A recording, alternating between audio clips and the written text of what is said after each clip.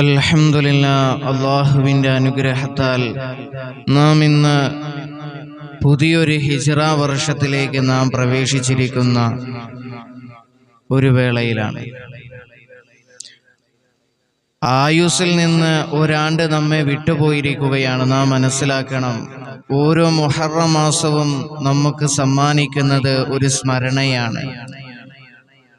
മരണം എന്ന ഒരു സ്മരണയാണ് നമ്മൾ ജീവിതത്തിൽ അത് കൊണ്ടുവരേണ്ടത്. മരണത്തിലേക്ക് നാം കൂടുതൽ അടുക്കുന്നു എന്ന ചിന്ത കടന്ന് വരേണ്ട ഒരു പുലരിയാണ് പുതുവത്സരങ്ങൾ വരുമ്പോൾ നാം നമ്മുടെ മനസ്സിലേക്ക്, ഒരു സത്യവിശ്വാസിയെ സംബന്ധിച്ചിടത്തോളം അവൻ്റെ ഹൃദയത്തിലെ മനസ്സിലേക്ക് കൊണ്ടുവരേണ്ട സ്മരണ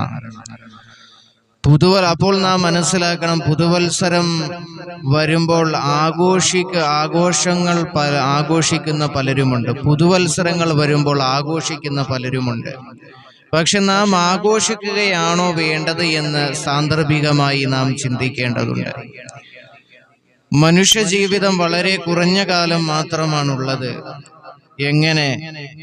ഒരു ഉദാഹരണം പറയുകയാണെങ്കിൽ, ഒരു കുഞ്ഞ് ജനിച്ചാൽ അവന്റെ ചെവിയിൽ ബാങ്കും ഇഖാമത്തും കൊടുക്കുന്നു, പക്ഷെ നമസ്കാരമില്ല. പിന്നീട് ആ കുഞ്ഞ് മരിച്ചു കഴിഞ്ഞാൽ ബാങ്കും ഇഖാമത്തും ഇല്ലാതെ മയ്യത്ത് നമസ്കരിക്കും. ഇത്രയുള്ളൂ മനുഷ്യന്റെ ആയുസ് എന്ന് നാം മനസ്സിലാക്കുക. ഒരു ബാങ്ക് കൊടുത്ത് ഇഖാമത്തിന് വേണ്ടി കാത്തു നിൽക്കുന്ന സമയം മാത്രമേ നമുക്ക് ഈ ദുനിയാവിൽ ഉള്ള ജീവിതമുള്ളൂ എന്ന്, ഈ ദുനിയാവിൽ നമുക്ക് അത്രമാത്രം ജീവിതമേ ഉള്ളൂ എന്ന് നാം തിരിച്ചറിയുമ്പോഴാണ് നാം യഥാർത്ഥ ഒരു വിശ്വാസിയായി മാറാൻ നാം പരിശ്രമിക്കുന്നത്, നമ്മൾ യഥാർത്ഥ ബുദ്ധിമാന്മാരുമാകുന്നത്. അള്ളാഹു മനസ്സിലാക്കാൻ തൗഫീക്ക് തരട്ടെ. നമുക്കിന്ന് ഈ ദുനിയാവിലെ ജീവിതം കാണുമ്പോൾ നമുക്ക് തോന്നും ഇത് ഒരുപാടുണ്ട് എന്ന്, നശ്വരമല്ല ശാശ്വതമായി എന്ന് നമുക്ക് ഒരുപാട് തോന്നും.